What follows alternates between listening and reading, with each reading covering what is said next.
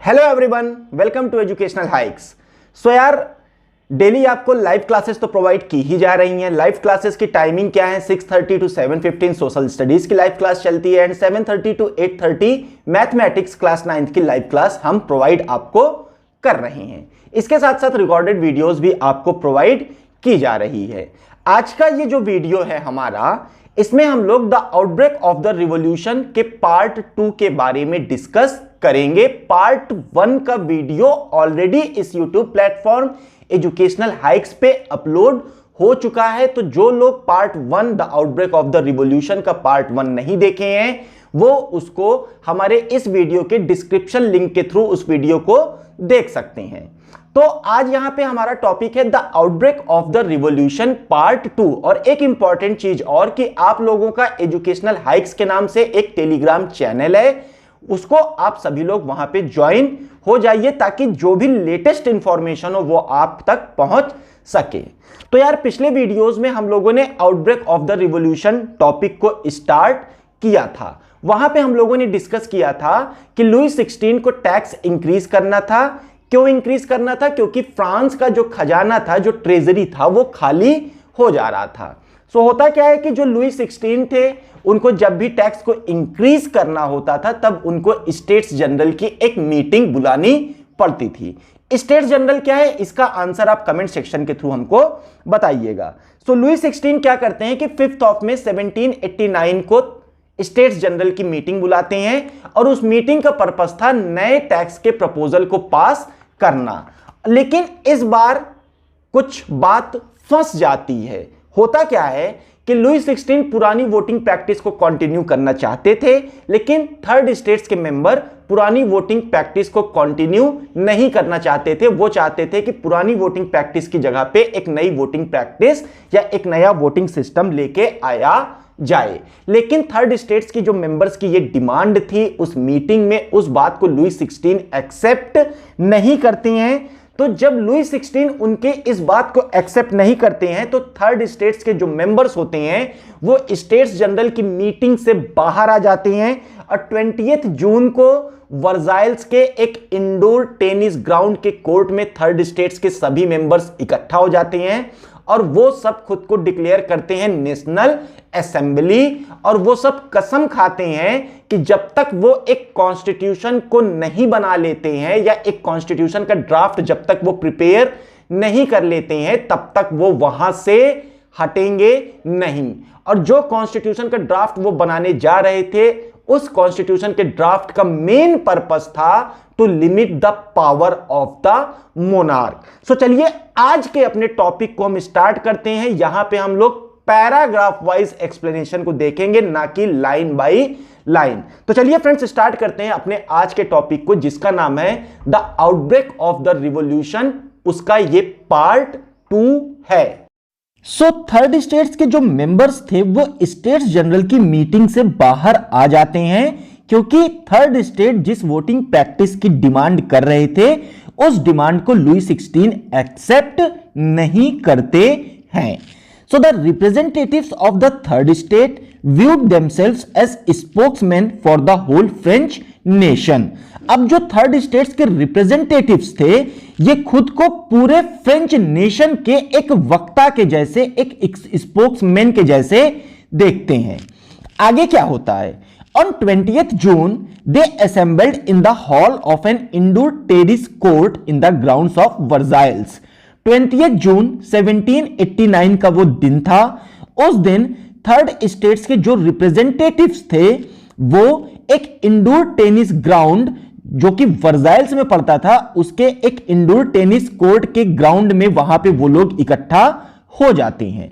They declared themselves a national assembly and swore not to disperse till they had drafted a constitution for France that would limit the powers of the monarch। वो खुद को एक national assembly declare करते हैं और third states के जो भी रिप्रेजेंटेटिव्स थे वो सब शपथ खाते हैं, वो कसम खाते हैं कि जब तक वो फ्रांस के लिए एक कॉन्स्टिट्यूशन को तैयार नहीं कर देते जिसका मेन पर्पस होगा मोनार्क की पावर को लिमिट करना, मोनार्क की शक्तियों को सीमित करना, तब तक वो वहां से हटेंगे नहीं। दे वर लेड बाय मीराबिउ एंड एबेसियस। अब उनको लीडरशिप कौन प्रोवाइड कर रहा था? उनको लीडरशिप प्रोवाइड कर रहे थे मीराबिउ एंड एबेसियस। तो सवाल उठता है कि ये मीराबिउ और एबेसियस कौन थे? Mirabeau was born in a noble family but was convinced of the need to do away with a society of feudal privilege. Mirabeau एक नोबल फैमिली में से बिलोंग करते थे, एक नोबल फैमिली में उनका जन्म हुआ था। कमेंट सेक्शन के थ्रू आपको बताना है कि जो नोबेल्स होते थे वो किस स्टेट्स में आते थे। सो मीराबिउ एक नोबेल फैमिली में जन्म हुआ था उनका, और वो इस बात से सहमत थे कि जो सोसाइटी है फ्यूडल प्रिविलेज की, इसको खत्म किया जाना चाहिए। He brought out a journal and delivered powerful speeches to the crowds assembled at Versailles। वो एक जनरल लेके आते हैं, एक पत्रिका लेके आते हैं, और जो भी लोग, जो भी भीड़ वर्साइल्स में इकट्ठा हुई थी, उनके सामने वो बहुत ही पावरफुल स्पीचेस को डिलीवर भी करते हैं। तो ये तो मीराबिउ थे जो कि एक नोबेल फैमिली से बिलोंग करते थे। अब सवाल उठता है कि एबेसियस कौन थे? सो एबेसियस, originally a priest, wrote an influential pamphlet called What is the Third State। एबेसियस जो थे ये ओरिजिनली एक प्रिस्ट थे। प्रिस्ट मतलब पुरोहित या फिर पादरी। जैसे मंदिरों में पंडित होते हैं या मस्जिदों में मौलवी होते हैं, उसी तरीके से जो चर्च होते हैं वहां पे पादरी होते हैं जिनको कहते हैं प्रिस्ट। तो एबेसियस ओरिजिनली एक प्रिस्ट थे। तो आपको बताना है कि ये किस स्टेट को बिलोंग करते थे कमेंट सेक्शन के थ्रू। ये एबेसियस एक बहुत ही इंफ्लुएंशियल, प्रभावकारी पैम्फलेट लिखते हैं जिसका नाम था what is the third state. अब ये तो हमने देख लिया कि मीराबिउ और एबेसियस कौन थे। ये दोनों लोग थर्ड स्टेट्स को लीडरशिप प्रोवाइड कर रहे थे। अब यहां पे एक चीज समझना है कि एक तरफ तो लुई 16 ने थर्ड स्टेट्स के जो रिप्रेजेंटेटिव्स थे उनकी वोटिंग जो प्रैक्टिस की वो डिमांड कर रहे थे उसको एक्सेप्ट नहीं करते हैं। इसके साथ साथ फ्रांस में इसी टाइम पे एक अजीब तरीके की स्थिति, एक अजीब तरीके की सिचुएशन भी क्रिएट हो जाती है। वो क्या था, चलो समझते हैं। So while the National Assembly was busy at Versailles drafting a constitution, the rest of France seethed with turmoil। जबकि नेशनल असेंबली वर्साइल्स के टेनिस कोर्ट के ग्राउंड में बिजी थी एक कॉन्स्टिट्यूशन को बनाने में, इसी समय पे फ्रांस में एक अजीब तरीके की स्थिति भी उत्पन्न हो जाती है। सो होता क्या है वहां पे? A severe winter had meant a bad harvest. The price of bread rose. Often bakers exploited the situation and hoarded supplies। अब फ्रांस में बहुत कड़ाके की ठंड पड़ती है, तो इस कड़ाके की ठंड की वजह से वहां पे जो फूड ग्रेन्स थे, जो क्रॉप्स फार्मर्स ने लगाए थे, उसका प्रोडक्शन अच्छा नहीं होता है। सो सेवर विंटर की वजह से जो हार्वेस्ट था वो बेकार हो जाता है। जब फूड ग्रेन का प्रोडक्शन नहीं हुआ तो ब्रेड के जो प्राइस थे वो बढ़ने लगे। अब इस चीज का जो बेकर्स थे, जो ब्रेड को बेचते थे, वो इस स्थिति का फायदा उठाते हैं। वो इस स्थिति का फायदा उठाते हैं और जो सप्लाई थी उनके पास जो भी सामान थे उसको वो अपने पास इकट्ठा कर लेते हैं और किसी को देते नहीं हैं। So after spending hours in long queues at the bakery, crowds of angry women stormed into the shops। घंटों तक लाइन में लगे रहने के बाद, एक बेकरी की दुकान पे घंटों तक लाइन में लगे रहने के बाद जब उनको ब्रेड नहीं मिलती है तो वहां पे जो महिलाएं थी वो गुस्सा हो जाती हैं और गुस्सा होने के बाद वो दुकानों में जबरदस्ती घुस जाती हैं। At the same time the king ordered troops to move into Paris. अब इसी टाइम पे किंग अपनी सेना को ऑर्डर देते हैं कि वो पेरिस की तरफ जाए। जब ये बात लोग सुनते हैं तो लोगों में गुस्सा काफी ज्यादा बढ़ जाता है। किंग क्यों कहते हैं पेरिस की तरफ जाने के लिए? ताकि यहां पे जो भी चीजें चल रही हैं उसको किंग के सैनिक आए, उसकी सेना आए और उसको कंट्रोल करे। तो इस बात से लोग और गुस्सा हो जाते हैं और 14 जुलाई 1789 को जो क्राउड था वो बेस्टाइल में घुसता है और बेस्टाइल को पूरी तरीके से बर्बाद कर देता है। सो हमने क्या समझा? हमने समझा कि जो फ्रांस था वहां पे एक तरफ तो लुई 16 ने थर्ड स्टेट्स के जो रिप्रेजेंटेटिव्स थे उनकी डिमांड को एक्सेप्ट नहीं किया। इसी टाइम पे फ्रांस में सिचुएशन और ज्यादा जटिल हो जाती है। सो अब आगे क्या होता है? In the countryside, rumors spread from village to village that the lords of the manor had hired bands of brigands who were on their way to destroy the ripe crops. अब गांवों में, कंट्री साइड मतलब जो गांव के areas होते हैं, इन गांवों में अब एक अफवाह गांव में फैलने लगती है। वो अफवाह क्या थी? अफवाह थी कि लॉर्ड्स ऑफ मैनर, मैनर कौन होते हैं? ये एक स्टेट होता है जो लॉर्ड की लैंड और उनके मैंसन का बना होता था। मैनर मतलब जैसे अपने यहां लैंडलॉर्ड्स होते थे जिनके पास बहुत बड़ी बड़ी जागीरें होती थी, बहुत ज्यादा जमीनें होती थी। इसी तरीके से फ्रांस में 1789 के टाइम पे या ओल्ड रिजीम के टाइम पे मैनर्स हुआ करते थे। उन मैनर्स के पास बहुत बड़ी जमीनें, बहुत बड़ी जागीरें हुआ करती थी। अब गांवों में यह अफवाह फैलने लगी कि जो जागीरों के मालिक हैं इन्होंने ब्रिगेंड्स को हायर किया है और ये अब लोगों के पके हुए अनाज को, उनके राइप क्रॉप्स को डिस्ट्रॉय करने के लिए आ रहे हैं। सो एक तरफ तो बैड हार्वेस्ट हुआ था। अब इसी टाइम पे गांवों में यह अफवाह भी फैलने लगी कि जो जागीरदार हैं, जो मैनर्स हैं, उन लोगों ने ब्रिगेंड्स को हायर किया है और वो लोगों के क्रॉप्स को डिस्ट्रॉय करने के लिए आ रहे हैं। इससे लोगों में गुस्सा और बढ़ जाता है। Caught in a frenzy of fear, peasants in several districts seized hoes and pitchforks and attacked Chateuks. तो इससे लोगों में डर पैदा हो जाता है।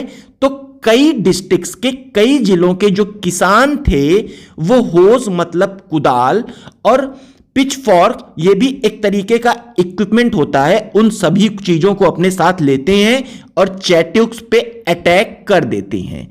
तो चैट्यू क्या होता है? ये एक स्टेटली रेजिडेंस होता है जो किसी किंग या नोबेलमैन को बिलोंग करता है। मतलब स्टेट द्वारा किसी किंग या नोबेलमैन को प्रोवाइड किया गया एक रेजिडेंस, एक निवास स्थान क्या कहलाता था? चैट्यूक्स कहलाता था। सो जो पीजेंट्स थे वो इन चैट्यूक्स पे अटैक कर देते हैं। They looted hoarded grain and burned down documents containing records of manorial dues. जो पीजेंट्स थे वो इन चैट्यूक्स में जो ग्रेन्स, जो अनाज इकट्ठा करके रखे गए थे उनको लूट लेते हैं और जो वहां डॉक्यूमेंट्स थे जिसमें मैनोरियल ड्यूज के रिकॉर्ड्स थे, मतलब जो ये मैनर होते थे ये अपनी लैंड पे खुद कल्टीवेट नहीं करते थे बल्कि ये अपनी लैंड लोगों को रेंट पे देते थे और वो लोग रेंट उस लैंड पे कल्टीवेट करते थे और कल्टीवेट करने के बाद जो भी क्रॉप प्रोड्यूस होता था उसमें का कुछ पार्ट ये इन मैनर्स को या इन जागीरदारों को एज अ रेंट प्रोवाइड करते थे। और जब कोई रेंट प्रोवाइड नहीं करता था तो उसके बकाये को, उसका जो ड्यूज होता था उसको एक जगह पे एक डॉक्यूमेंट में लिख दिया जाता था। तो पीजेंट्स क्या करते हैं कि जो भी वहां पे ग्रेन्स को इकट्ठा करके रखा गया था उनको लूट लेते हैं और जो मैनोरियल ड्यूज के रिकॉर्ड्स थे उनको जला देते हैं। इसका रिजल्ट क्या होता है? A large number of nobles fled from their homes, many of them migrating to neighboring countries.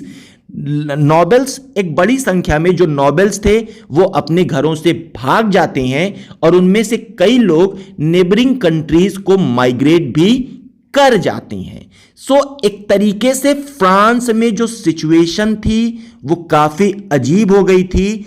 अब वहां की सिचुएशन लुई 16 के कंट्रोल के बाहर जा रही थी। तो अब हम समझेंगे कि लुई 16 क्या कदम उठाते हैं। अब लुई 16 क्या करेंगे? हर तरफ से लोग अब विरोध करना स्टार्ट कर देते हैं। सो चलिए देखते हैं कि लुई 16 क्या कदम उठाते हैं। Faced with the power of his revolting subjects, Louis 16 finally accorded recognition to the National Assembly and accepted the principle that his powers would from now on be checked by a constitution। अब जब लोगों ने विरोध करना, विद्रोह करना शुरू कर दिया तो लुई 16 नेशनल असेंबली को रिकॉग्निशन प्रोवाइड कर देते हैं।